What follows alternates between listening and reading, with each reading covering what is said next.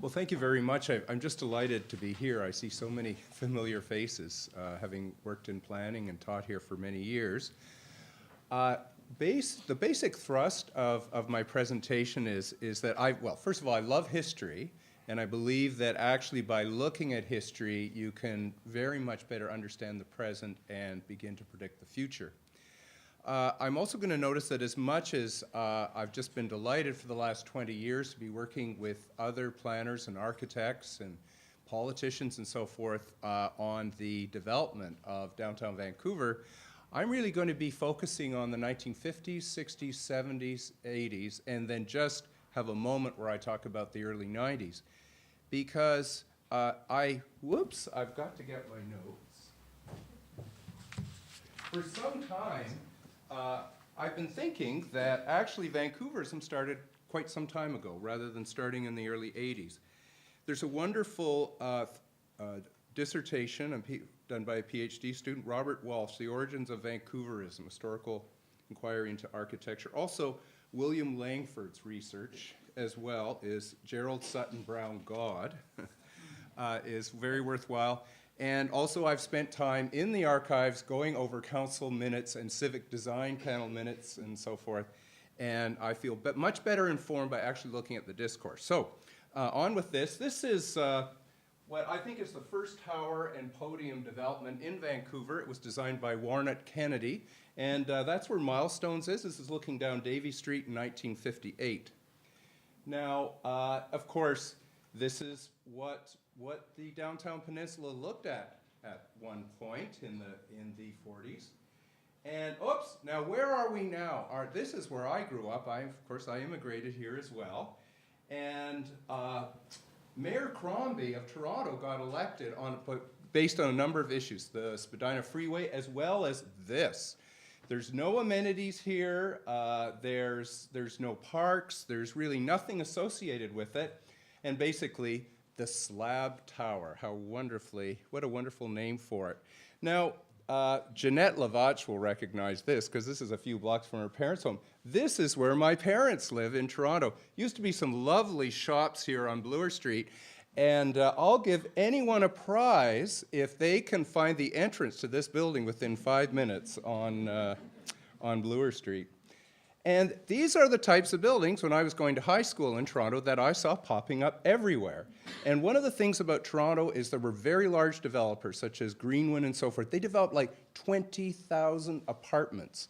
And then they were in maybe hundreds and hundreds of these buildings. You'll see them Montreal, Ottawa, Toronto. So basically, your Y-shaped slab. Now, we had a brief moment in 1951. We got the Highcroft Towers. And good old Tom Campbell, he went to the Board of Variance and got a few relaxations so that he could do this. Basically, that was built by a former mayor, and they relaxed the height from 40 feet to about 130 feet. And of course, this is what we got instead of what I just showed you in Toronto. So certainly, I have more of an urban design architecture bent here because of the nature of my work. But this is when I was trying to frame my thinking, and what the presentation is Vancouverism 1, 2, and 3. I think it's fascinating. It's basically based upon these three periods, beginning in the 50s and ending in 1971, and then going through the 70s, and then this is a period that people most often refer to as our Vancouverism period, but I think it actually started earlier. Now, what I would argue is it was a pattern of convergence and divergence. First of all, a convergence of different cultures, UK, Asia, Pacific Northwest, Miami Beach Hotel. We've got a few of those around, of just a style of architecture. Divergence based on a unique setting, emphasis on views and access to sun, limits on shadowing, a unique planning governance model. It's on a spectrum of British development control and American as-of-right zoning, sensitivity to scale, pedestrian-oriented retail. Point towers, tower and podiums, view corridors, shadowing, and so forth. Anyways, that's just at a very high level. So what happened here? Well, first Canadian Pacific. Well, where did they fly to? They flew non-stop to Asia, right? So here's a picture. Oh, they're celebrating their latest flight. They're going to Tokyo now, non-stop. Oh, and here's the Bay Shore, the resort experience. This is the 60s. Oh, they're having such fun. Isn't that great? And then, of course, we've got Corbusier. I had a discussion. For example, when we were doing Downtown South, our mayor still thought Downtown South should be towers in the park. So people did love that too. But one of the things that Gordon Price suggested I look at is because we had a lot of Brits come here. We had a lot of Brit planners and architects, was the Towerbloxx. Look at these. They're very slim towers, and they were in UK council estate. So, you know, when Gerald Sutton Brown, who's the director of planning in the 50s, came, these are the things that he would have been looking at and imagining. Ooh, Marina City, Chicago. So, of course, we've got a few of these in the West End. A smaller scale, though.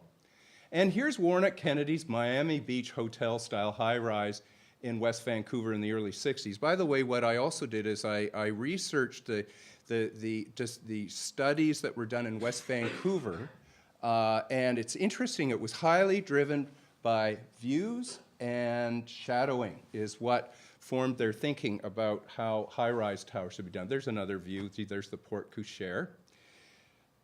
I would also argue that pedestrian-oriented shopping streets was incredibly important. Here is the 1100 block of Davie Street. They're just beginning, but you know, they brought it out to the curb. You can go to many cities, for example, when I lived in Edmonton, and they were building buildings that had parking in front of retail. And of course, there's the corner of Davie and Burrard, mixed use. Here you go. Here's in 1943, there's Robson. So, of course, this is the Harlem Bartholomew report. Vancouver's setting is a key driver of planning and urban design. What a strange drawing. I think this is supposed to be Queen Elizabeth Park, but it's very compressed. Now, I'm not even going to go, don't worry, I won't go through this list. I'll give this presentation another time with Heritage Foundation or Heritage Vancouver.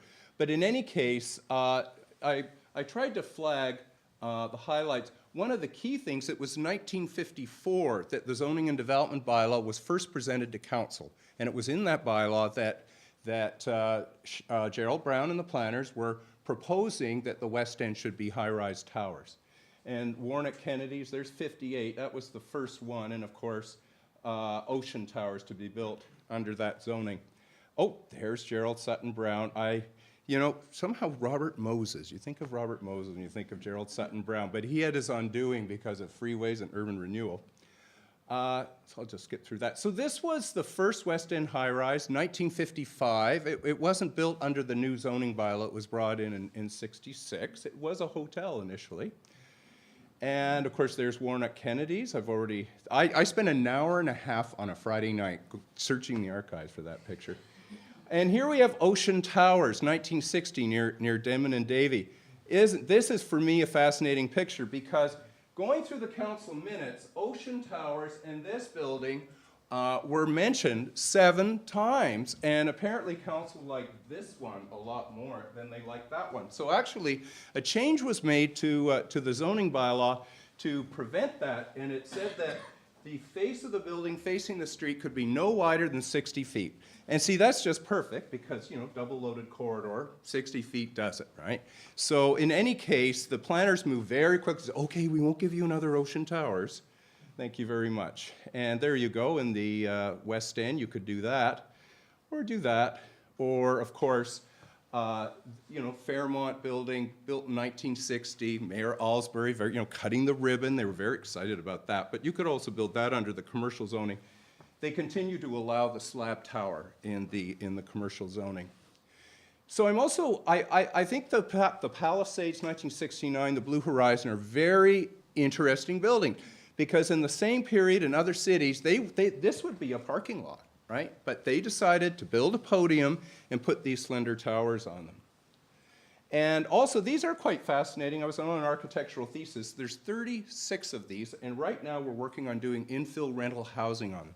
One of the interesting things about the West End is because it's single ownership, not stratified ownership, we're actually able, to see the area evolve. Stratification of land really complicates things. But in any case, okay, Vancouverism 2. Now, this is a fascinating period because of citizen resistance to urban renewal and freeways, and high-rises in particular.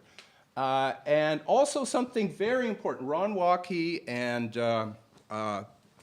Merrick, they formed the False Creek Working Group.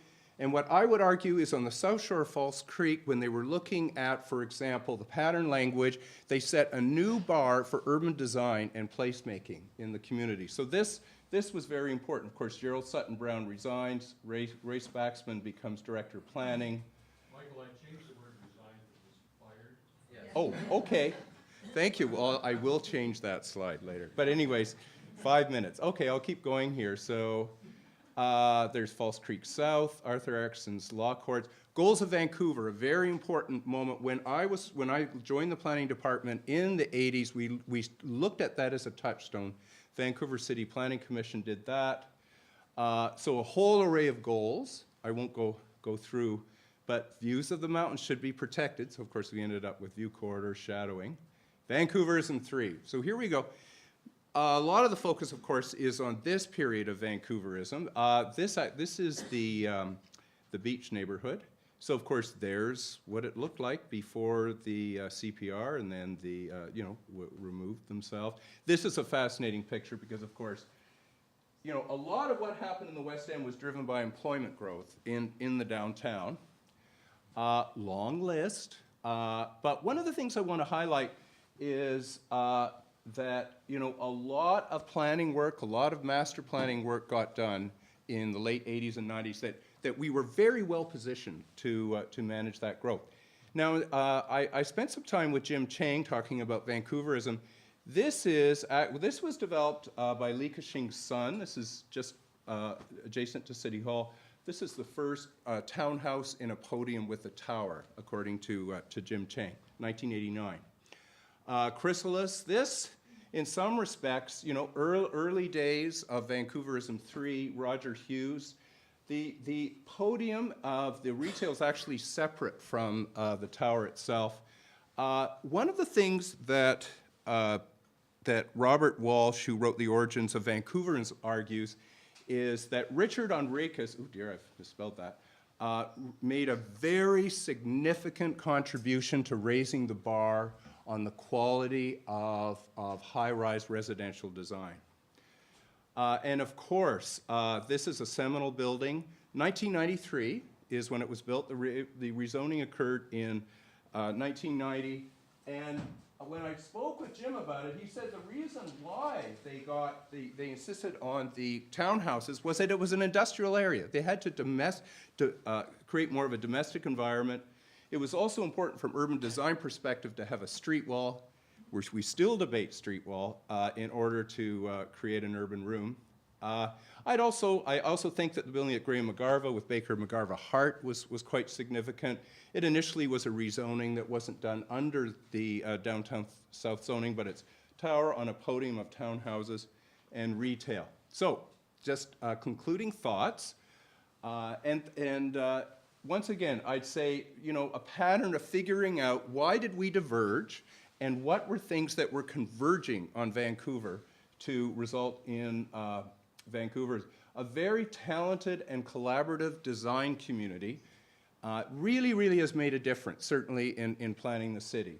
Of course, its unique setting. Until the 90s, we had very small development companies. So if you look at the West End, many of those were built by individuals or families. We didn't get the Ontario phenomena of, big slab and towers. Also, a unique governance and regulatory structure because of the Vancouver Charter. We still settle in somewhere in between development control, where there isn't a right to develop, and American zoning. So, thank you very much.